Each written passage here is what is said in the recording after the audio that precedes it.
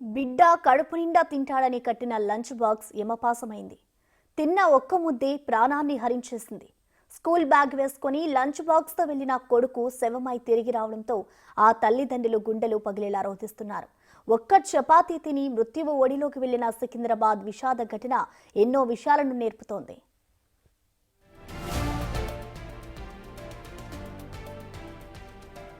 స్కూళ్లకు వెళ్లే పిల్లలకు రుచికరమైన ఆరోగ్యకరమైన ఆహారం పెట్టాలని తల్లులు ఎంతో ఆతృత పడతారు.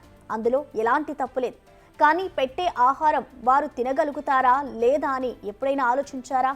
అలా ఆలోచించి జాగ్రత్తలు తీసుకోకపోతే వాళ్ళు ప్రాణాలతో తిరిగొస్తారని గ్యారెంటీ లేదు. సికింద్రాబాద్ జరిగిన ఘటనే అదే చెబుతోంది.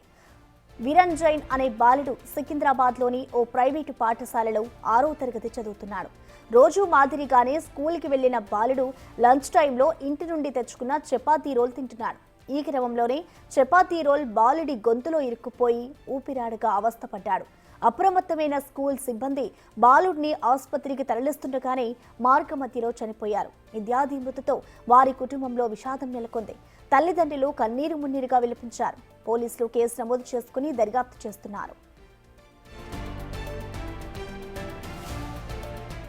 ఇలాంటి ఘటనలు జరగడం ఇదేం మొదటిసారి కాదు.